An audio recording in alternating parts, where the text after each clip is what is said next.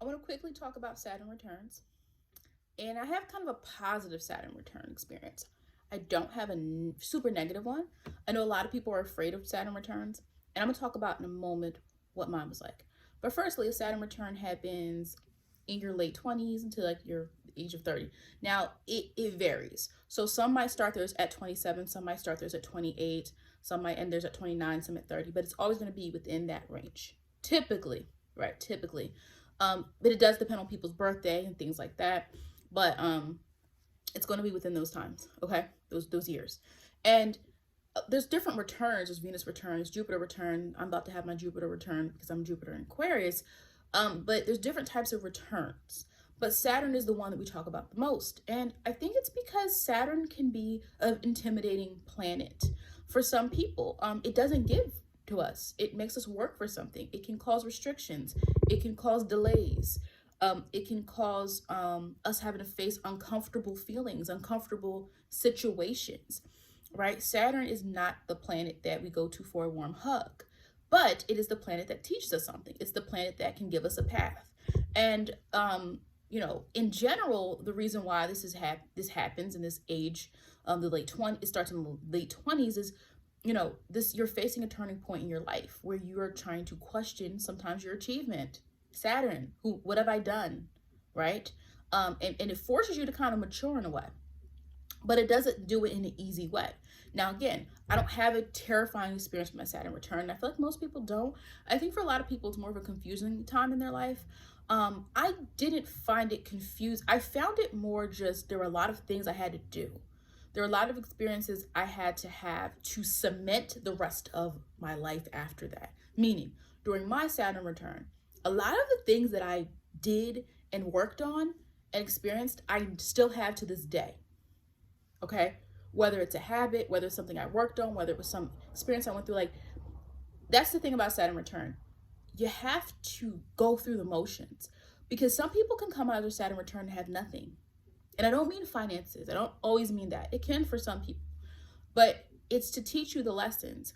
And it's not going to be easy. You're going to try something that's like, this didn't work. You're going to try it again. Saturn is not going to give you anything easily. But it does not mean everything's catastrophic at that time either, which is what some people think. It's the restriction energy can be really hard, restrictive energy, because though it doesn't give anything to us, it feels like, well, Saturn's playing hard to get. I just did all this work. Why is it not, But first thing I would tell anyone who has been through, so the next time someone would go through their Saturn return is the ages 58 through 62. And so what's interesting is when I looked at my mom's second Saturn return, I definitely saw the Saturn return energy in her chart. Like her experience with her second Saturn return, I definitely saw it. So these things are real because it takes a part of your life and you have to face new truths or new difficult experiences, or you have to work through something. You have to work through something. And again, it depends on the person how extreme it is, right? But I just want some people to realize if you haven't gone through yours yet, it doesn't mean it's going to make everything come crashing down. You might have to revisit things. You have to build new structures. You could think of Saturn like, well, in tarot, Saturn, the devil card is related to Capricorn, right? But I think the energy I'm thinking of is the Tower card, okay? Whereas even though it's not related directly, not related directly to Saturn, I think that's a similar energy, right? Of the Tower. Things are coming down, but you have to build them back up. Or there's other connections we can make to that. Again, I don't have a negative Saturn return story. I have more of a wow, at the end of that, I had some things and I had to reflect back. So the first thing I would tell everybody, look at the condition of Saturn in your natal chart. That's going to give you another indicator of how would this look? Because, for example, I have in my chart, I have, what do I have? Venus, Trine, Saturn. And again, I'll get to that when I get more detail about what happened with my Saturn return. So I have a trine, right? So even if things are difficult, there's some energy positively aspecting each other through my 3rd to my 11th house. Then, but I do have Mars square Saturn. So during my Saturn return, I had to do things I didn't want to do, or I had to do things that were hard to do, or I had to do things I always wanted. 12th house, Mars, I wanted this, I feel this, but I just had not had the fortitude to do it. So you first should look at what's already going on. Does your Saturn, natal chart Saturn, have any placements near it? What's going to support and help your transit? You know, Pluto is next, well, in the same house, in the same sign, in Saturn. So I already, transformation was inevitable. It had to happen. All right. So let's get into it a little bit. Again, I'm just going to talk about my experience because I don't want everyone to be afraid of this. There's a lot of things in astrology people are afraid of. You have more power than you think. And what I always say is use a planet before it uses you. What do I mean by that? Well, I mean that a lot of times people say things like, what's going to happen to me? What's going to happen to me? More so, what potentials in my chart? How should I handle this? That's a way better question, because if you already think things are just going to happen to you, you're already powerless. And that's why the way I do astrology, the way I do readings, I don't want you to walk away feeling powerless. That's a waste of time. Like if I tell someone, oh, well, this is bad, this is bad, this is bad, it's a bad chart. What did they pay for? One, and two, what can they do? So I'm always the type of person like, what can we do? Okay, this isn't perfect, but what can we do? Can I do something with this? Can I do something with that? That's what we have to think about with astrology, not what's going to happen to me, right? Yes, some things can happen to you based on certain placements or things like that, but use the energy. If I tell you about a placement, start doing things in alignment with that placement, and then the energy is there whether you use it or not. That's a whole nother video. Okay, so at the end of and again, nothing I've ever had, and again, my Saturn's in my third house. So when I want to learn something, I want to really do it. I make it a personal goal. No one ever had to tell me my goals. I make my own goals pretty easily, like in life. Like I'm always thinking of what I want to do next. And Pluto's there as well, my South Node. But at the end of my Saturn return, there were some experiences that I had. Well, I had my first child. Okay. So that's just, obvious. A lot of people have children. But here's some other things. I had gained reputation in my career. So at the start of my Saturn return, I was not working at my current job. I was working somewhere else. And, I didn't feel that I was supported there. So then I found I went to, obviously I had another job in my field in a different place. And during my Saturn return, and this is the place that I've been at for several years. And throughout that experience, I had to learn a lot about what skills I had and how to build them up through where I was. And it challenged me, but it was a good challenge. It was a good challenge. My first year working at my current job, like it was the hardest I've ever working in my field, but it gave me the skills, it gave me the stamina to do it to the point where it then becomes easier. So at the end of my Saturn return, I had what I feel is respect and reputation at my particular job from my supervisors, from people I worked with. There was a level of like, oh, respect. And, I respect them too. It's not like I'm revered, but it's like I had that, I felt that, and I hadn't felt that at the place I was at before. And so again, and this is never something I expected to happen because again, as an introvert, a lot of times you doubt yourself. And I feel like there's different phases of my life where I've been introverted versus extroverted. I'm an introvert, but when it comes to doing my job, I'm not introverted. When it comes to getting something done, it gets done. So, I had that experience compared to my other experience before where I was just like, I don't even know if I want to work in this field anymore. It was a big thing. What I also had, I had at the end of my Saturn return or during my Saturn return, I lost a lot of weight, 50, 60 pounds. Now that was before my second child. So obviously gain, lose, gain. Some of y'all know what I'm talking about. But at that point, I had lost a lot of weight.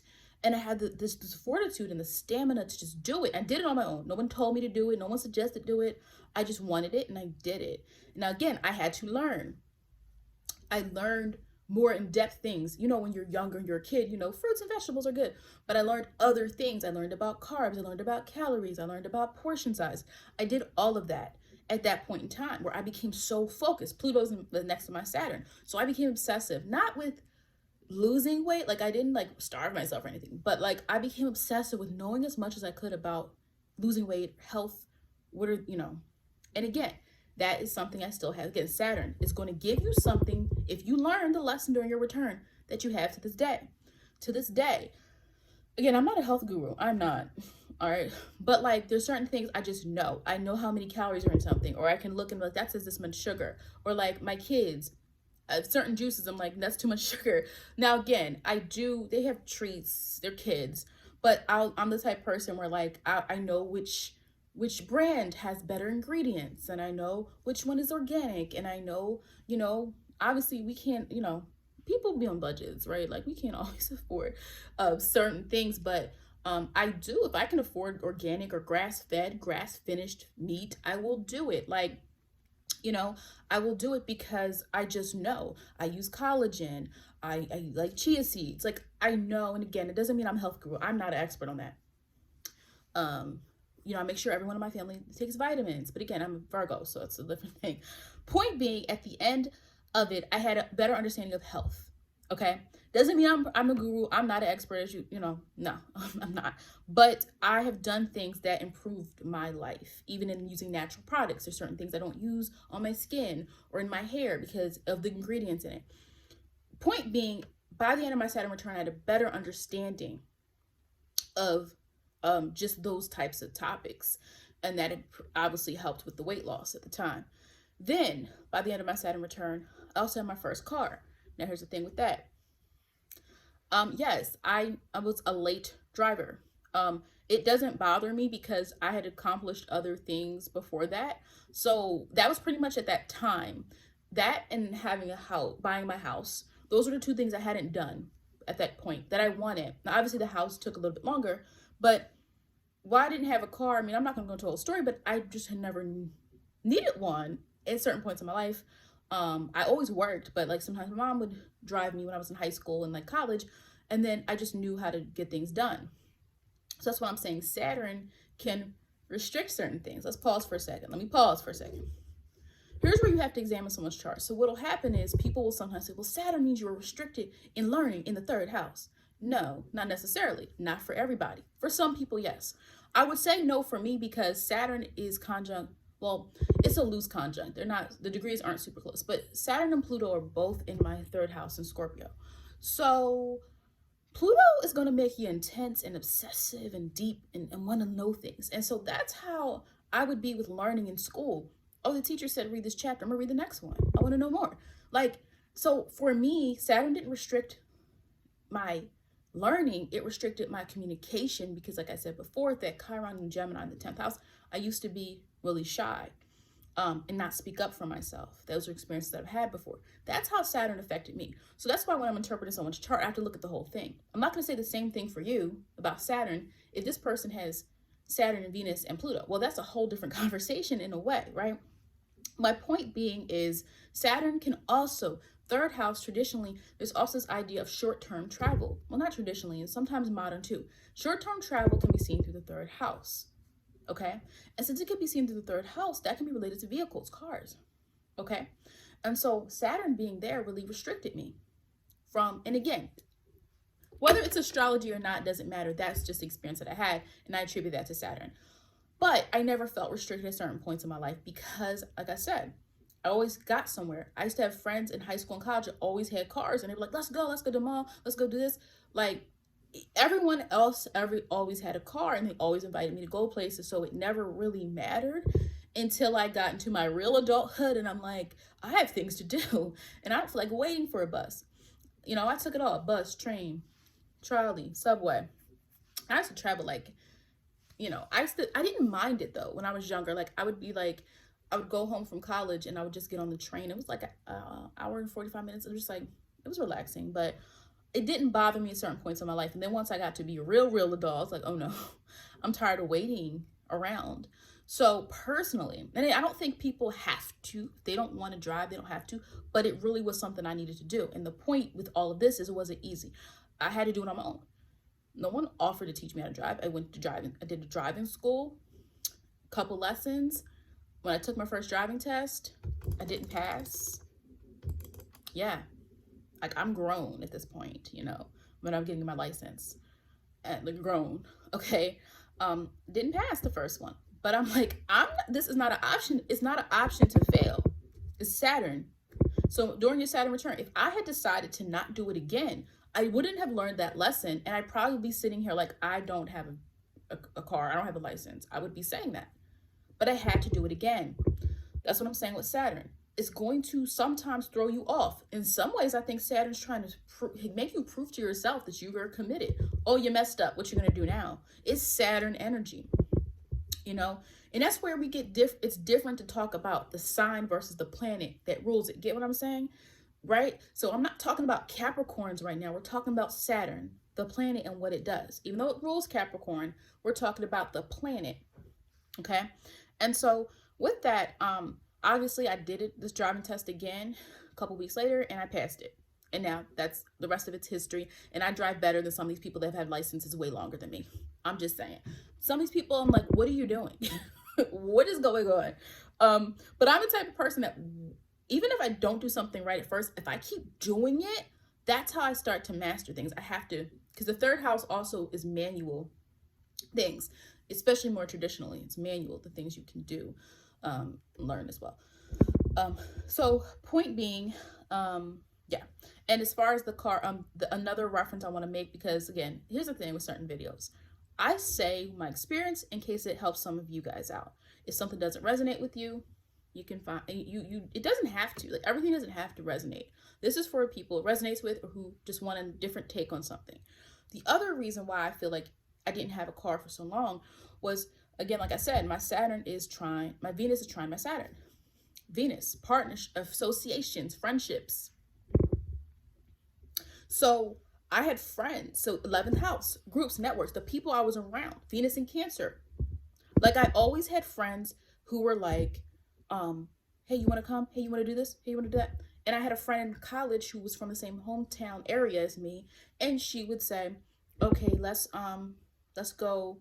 I'm going home this weekend. You coming with me too? Like that's, you know, and I have Jupiter and Aquarius in the 6th house. So I always made friends at work.